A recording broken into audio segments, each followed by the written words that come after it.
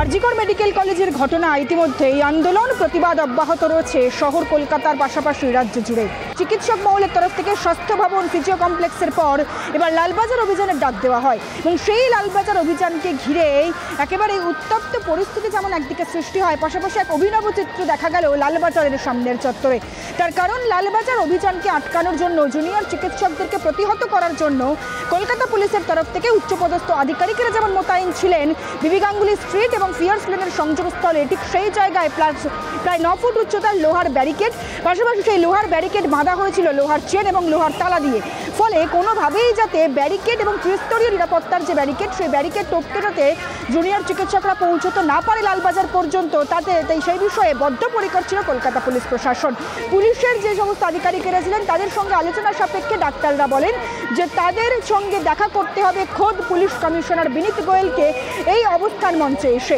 এবং চিকিৎসকরা ইতিমধ্যে যে দাবি তারা জানিয়েছেন, হয় বিনীত গোয়েল তিনি এই রাস্তায় যেখানে বসে পড়ে ইতিমধ্যেই অবস্থান বিক্ষোভ চালাচ্ছেন জুনিয়র চিকিৎসকরা, সেখানে এসে তাদের সঙ্গে কথা বলবেন, নতুবা যে মিছিল আসছিল সেই মিছিলকে পৌঁছতে দিতে হবে লালবাজার পর্যন্ত। কলকাতা পুলিশ কমিশনার বিনীত গোয়েলের পদত্যাগের দাবিতে এই মিছিল ইতিমধ্যেই যে মিছিল অবস্থানে রূপান্তরিত হয়েছে, সেই অবস্থান তারা চালাবেন যতক্ষণ না পর্যন্ত বিনীত গোয়েল পদত্যাগ করছেন বা বিনীত গোয়েল এসে তাদের সঙ্গে অবস্থান মঞ্চে কথা বলছেন, কিংবা তাদের গোটা মিছিলকে যেতে দিতে হবে লালবাজার পর্যন্ত। কিন্তু ইতিমধ্যেই পুলিশ কমিশনার এবং ডিসি সেন্ট্রাল ইন্দিরা মুখোপাধ্যায়ের তরফ থেকে জানিয়ে দেওয়া হয়েছে যেহেতু লালবাজার চত্বরে 144 ধারা জারি রয়েছে, ফলে তো 144 ধারা যে ভঙ্গন করে সেই ভঙ্গ করে পৌঁছতে দেওয়া যাবে না এই জুনিয়র চিকিৎসকদের। তারা জুনিয়র চিকিৎসকদেরকে অনুরোধ জানান বারংবার তাদেরকে প্রতিনিধি দল যেন লালবাজার গিয়ে দেখা করেন, কিন্তু জুনিয়র চিকিৎসকরা তাদের অবস্থানে অনড়। এবং ইতিমধ্যেই জুনিয়র চিকিৎসকরা যখন রাস্তায় বসে পড়ে আন্দোলন করছে, আমার পেছনের ছবিটাও একেবারে স্পষ্ট, পুলিশরা ব্যারিকেডের একদিকে যখন আন্দোলনকারীরা তারা অবস্থান করছেন, তারা সিপি কলকাতা পুলিশ কমিশনার বিনীত গোয়েলের পদত্যাগ চাইছেন, তারা বিচার চাইছেন আরজিকর মেডিকেল কলেজের ঘটনায়।